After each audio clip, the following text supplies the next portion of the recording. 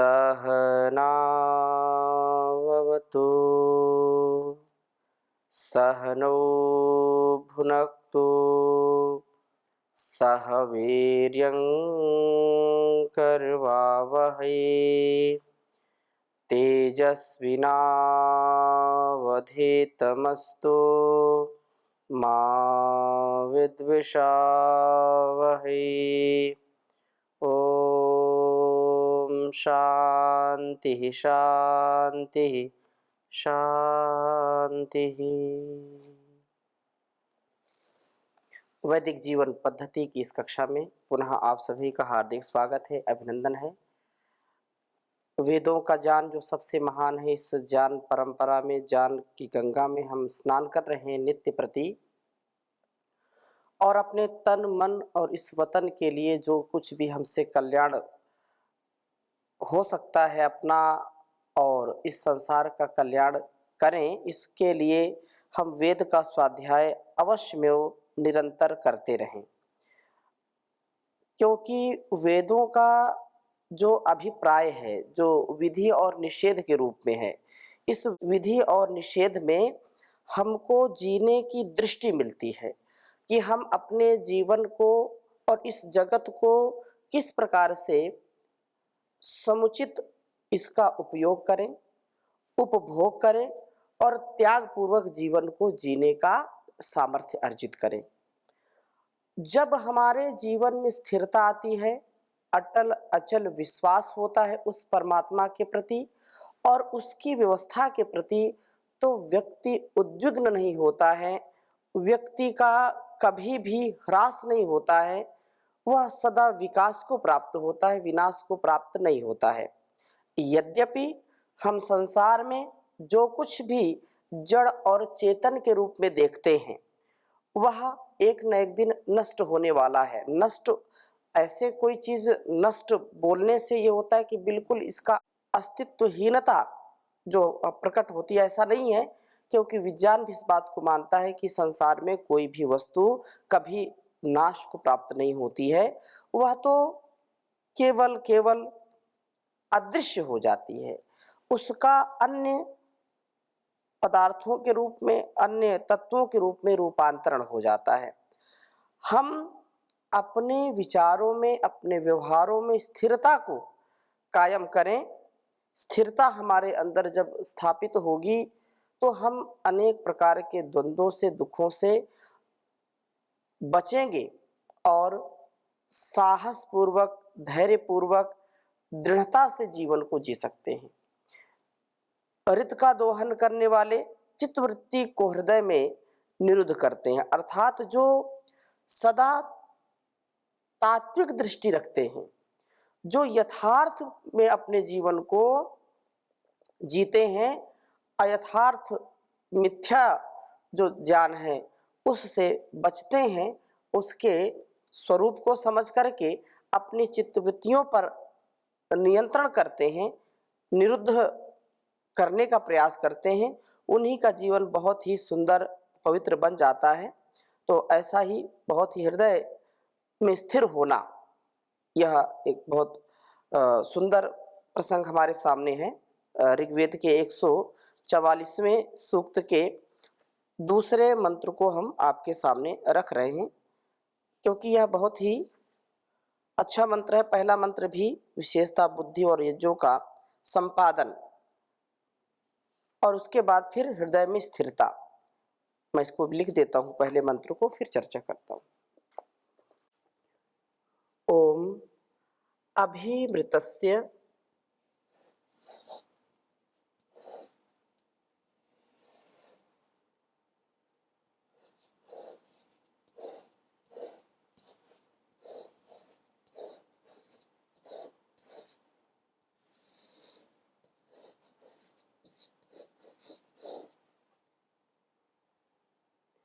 दोहना अनुशत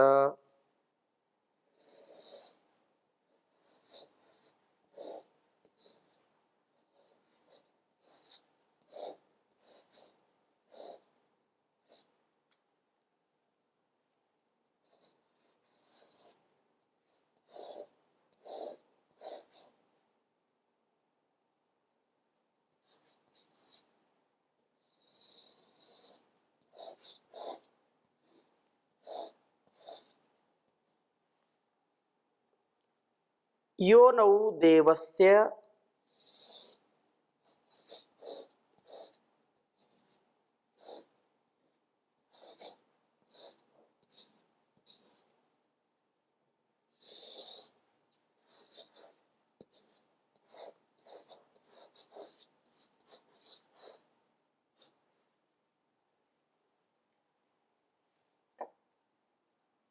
सदने परिवृताः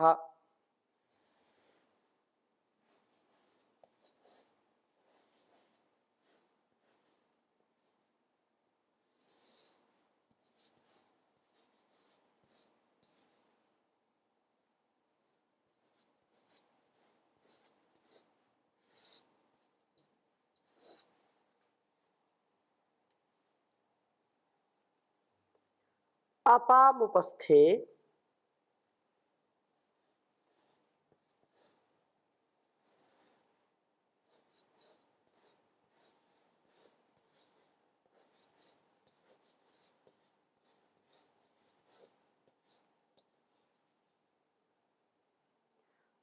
विभृतो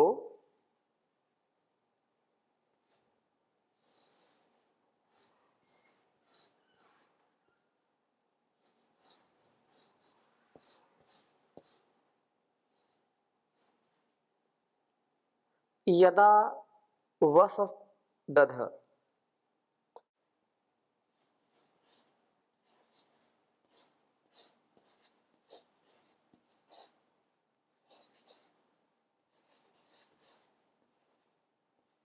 यदा वसदध स्वधा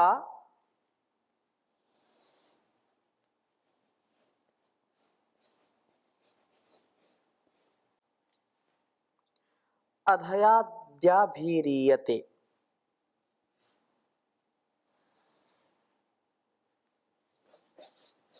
अधयाद्याभिरीयते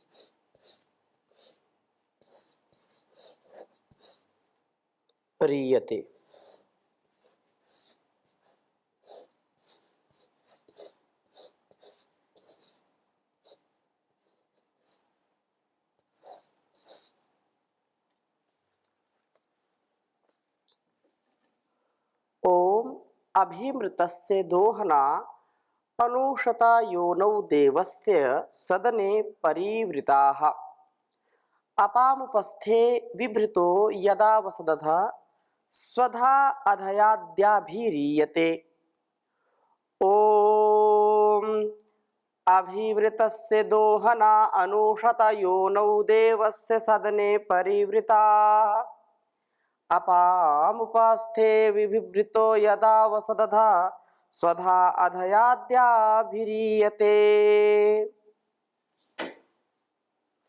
अभिमृतस्य दोहना अनुशत योनौ देवस्य सदने परिवृताः अपामुपस्थे विभृतो यदा वसदध स्वधा अधयाद्याभिरीयते। कहा कि ऋतस्य दोहना यज्ञ व सत्य को अपने में पूर्ण करने वाले दुह प्रपूरणे जो ऐसे लोग हैं ईम निश्चय से अभी अनुशत प्रातः सायं प्रभु का स्तवन करते हैं। प्रभु स्तवन से ही उनकी वृत्ति यज्ञ बनती है और वे सत्य का पालन कर पाते हैं। ये उपासक योनव प्रभु के प्रकाशित होने के साथ अर्थात प्रभु का जो निवास स्थान है उस प्रभु के प्रकाशित होने के स्थान हृदय में देवस्य सदने उस देव के गृह रूप हृदय में परिवृताः चारों ओर से आच्छादित होते हैं। कहने का आशय ये है कि अपनी चित्त वृत्तियों को इधर उधर भटकने से रोक करके हृदय में ही स्थापित करते हैं और हृदय में स्थापित करके चित्त वृत्तियों को विषयों में फंसने से, जाने से उनको रोकने के लिए क्या करते हैं? अपाम कर्मों की उपस्थे गोद में विभृतः, विशेष रूप से धारण किया हुआ, यदा अवसत जब रहता है, अध तो स्वधाः आत्म धारणात्मक शक्तियों को अधयत पीने वाला होता है। ये स्वधाएं ही उसे या उसकी वे शक्तियां या भी जिनसे ईयते इस प्रकार से संसार में ठीक गति करता है, वह अंत में प्रभु को प्राप्त होने वाला होता है। कर्मों में लगे रहने से मन हमारा स्थिर रहता है, ठहरता है, और जो कुवासनाएं हैं, जो हमारे अंदर की अविवेकपूर्ण इच्छाएं हैं, उन पर अंकुश लगता है। इसलिए कर्मों में जो व्यक्ति लगा रहता है, सदकर्म में, सद्धर्म में, जो परोपकार में, सदाचार में लगा रहता है, उसका मन विषयों में कभी नहीं जाता है। कदाचित गया भी तो पुनः स्थिर हो जाता है, वापस आ जाता है। इसलिए आत्मधारण की शक्ति जिसके पास होती है, आत्मधारण की शक्ति वाला व्यक्ति, जिनको ये शक्तियां प्राप्त होती हैं और इन शक्तियों से गतिमय होते हुए वे अथवा जो भी हमारे जीवन में यदि ऐसी स्थिति उत्पन्न हो जाती है, तो हम उस प्रभु को प्राप्त करते हैं। रित का दोहन करने वाले चित्तवृत्ति को हृदय में निरुद्ध करते हैं और सदा क्रियाशील होते हैं। आत्मधारण की शक्ति से युक्त होकर के प्रभु की ओर बढ़ते हैं। यहाँ पर इस मंत्र का जो अभिप्राय है बहुत ही गुण है और बहुत ही सरल है। संसार का जो वैभव है, जो चकाचौंध है चारों ओर, उस चकाचौंध में व्यक्ति जो अपने इंद्रियों के सुख के लिए फंस जाता है, वो कभी हृदय में अवस्थित, हृदय में व्यवस्थित, हृदय में विराजमान उस परम पिता परमेश्वर का अनुभव कभी नहीं कर पाता है। और जो व्यक्ति सत्य का, यथार्थ का आलंबन लेकर के जीवन को जीते हैं और उस परमात्मा को सच्चा अपना उपास्य समझते हैं, उसको वर्णीय समझते हैं, वे अपने मन मंदिर में, इस देवालय में, इस शिवालय में उसकी सदा स्थापना समझ करके उसको सदा प्रतिष्ठित रखते हैं। और जब हृदय में वह परम शक्तिमान, सर्वज्ञ, सर्वव्यापक ईश्वर है, तो इस संसार का आकर्षण उसको अपनी ओर खींच नहीं पाता है। सबके अंदर वही समाया है, सबके साथ है, सबके पास है। इसलिए यदि ऐसा विवेक जागृत हो जाता है और उससे विपरीत हम आचरण नहीं करते हैं, तो अंदर से जो सुख, जो आनंद हमको मिलता है, वह अवर्णनीय होता है। वह दिखाया नहीं जा सकता है, उसको बताया नहीं जा सकता है, केवल अनुभव किया जा सकता है। बताने पर भी लोग उस पर विश्वास नहीं करते हैं। लेकिन हृदय में रहने वाला, जो हृदय में अपने आप को स्थिर कर लेता है और बाहर के चकाचौंध से बच जाता है, उसी का जीवन सफल होता है। संसार में जन्म से लेकर के मृत्यु पर्यंत हम अपनी इच्छाओं को कभी पूरा नहीं कर सकते हैं। इच्छाएं अनंत हैं। यदि हम इच्छाओं की बात करें तो एक भी इच्छा पूरी नहीं होती और 4 इच्छाएं और भी ऊपर से हमारे ऊपर हावी हो जाती हैं, और यही सबसे बड़ा दुख का कारण है। जो अविवेकपूर्ण इच्छाएं हैं, विवेकपूर्ण इच्छाओं को तो करना चाहिए, जैसे स्वाध्याय करना, सेवा करना, सदाचार से युक्त जीवन जीना, सत्य पर, धर्म पर पुण्य पर अपनी पूर्ण श्रद्धा रखना, माता पिता गुरु आचार्य और जो हमारे शास्त्र हैं उन पर पूरी श्रद्धा रखना, उनके बताए गए मार्ग पर चलना। जब तक हम ऐसी जिज्ञासा, ऐसी पिपासा को नहीं अपने जीवन में उतारेंगे तब तक हमको ज्ञान भी नहीं हो सकता है, स्वाध्याय भी नहीं कर सकते हम, क्योंकि इच्छा ही नहीं होगी और हम इच्छाओं को सर्वथा टाल नहीं सकते हैं। इच्छाएं आएंगी, बुरी भी आएंगी, अच्छी भी आएंगी। तो जो भी अच्छी इच्छाएं हैं, विवेकपूर्ण इच्छाएं हैं, उनकी पूर्ति के लिए सात्विक पुरुषार्थ हमको करना चाहिए। और पुरुषार्थ जब ऐसा हम करेंगे तो हमारे जीवन का सब प्रकार से उत्थान होगा। चित्त वृत्तियां तो बिल्कुल ऐसे प्रवाह हमको ले जाती हैं जहाँ पर जो, जैसे महर्षि पतंजलि कहते हैं कि चित्त वृत्ति के भी दो विभाग हैं, क्लिष्ट है, अक्लिष्ट है। वृत्त्या पंचतय्याः क्लिष्टा अक्लिष्टाः। जो पंचतय्याः 5 प्रकार की वृत्तियां हैं और 5 प्रकार में वो क्लिष्ट भी होती हैं, अक्लिष्ट भी होती हैं।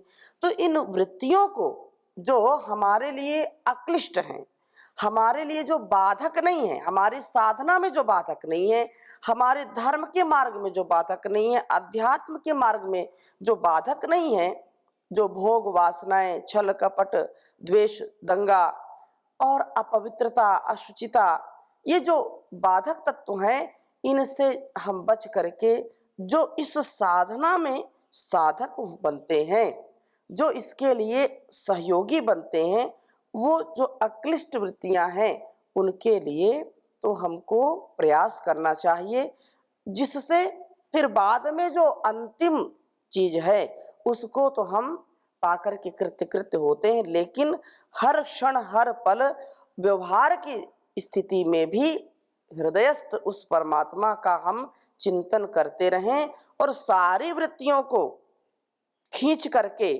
उस परम पिता परमेश्वर की शरणागति को प्राप्त करते हुए अपने जीवन में जीना चाहिए।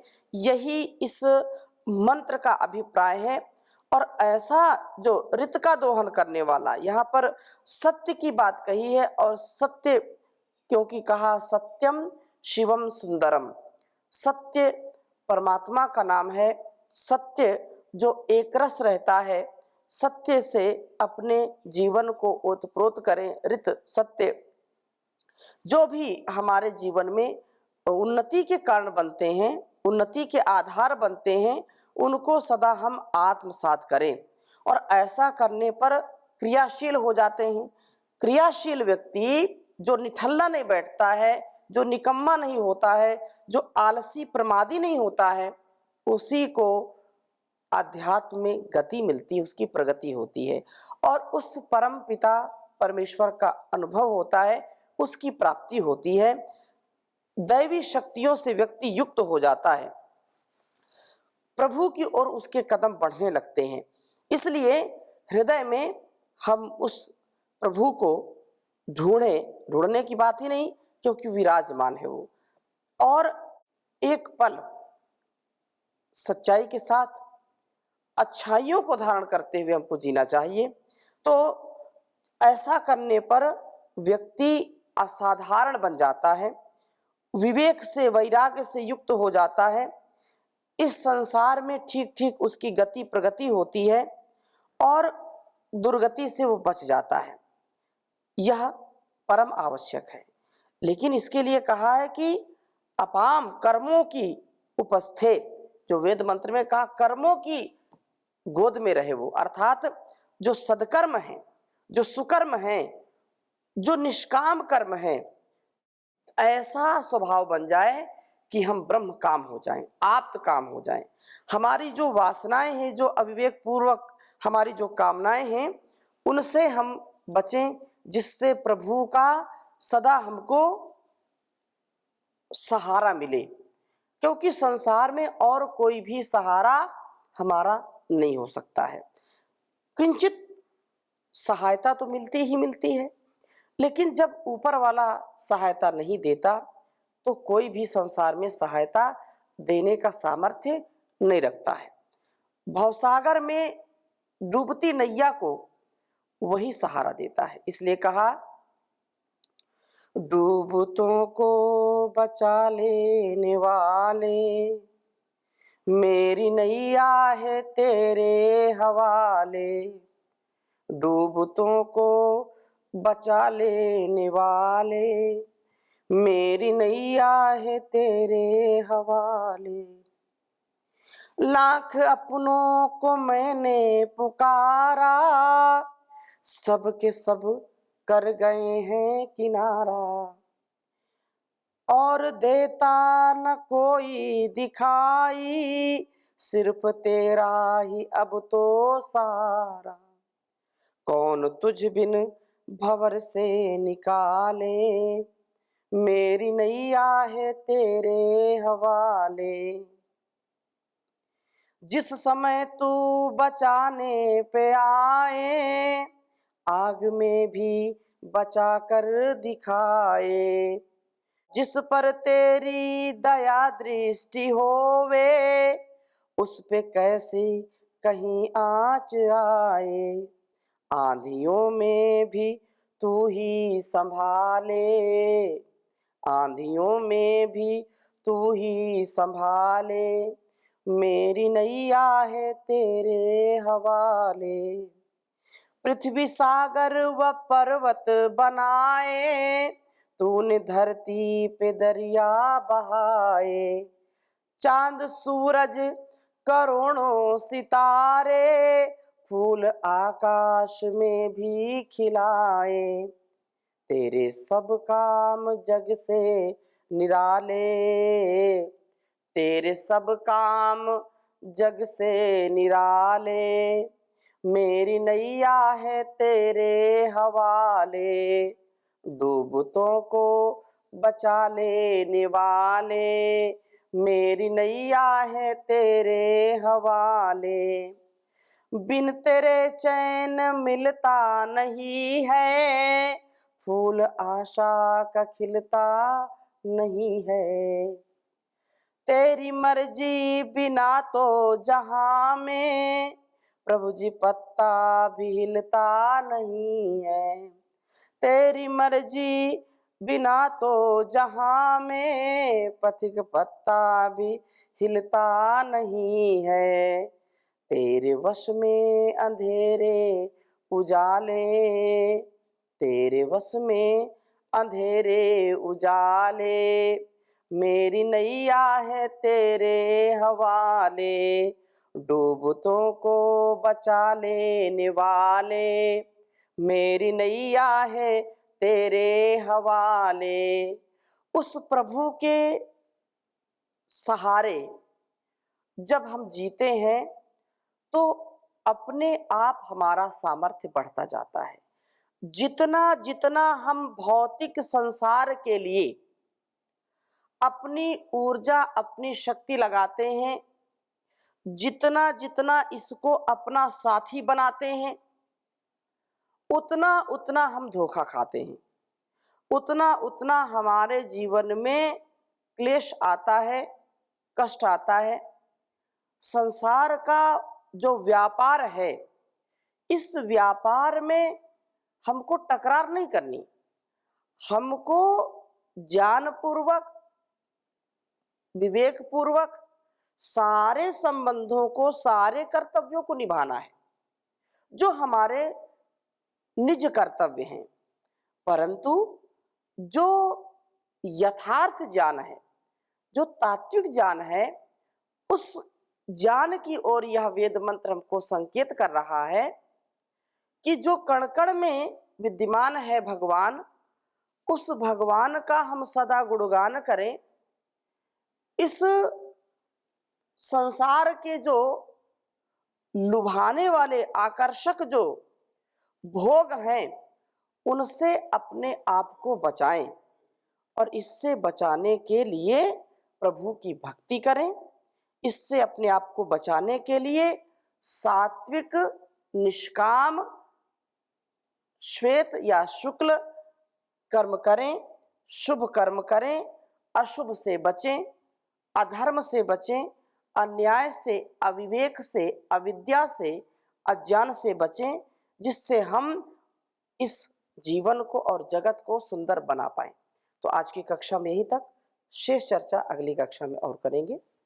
ओम शांति शांति शांति।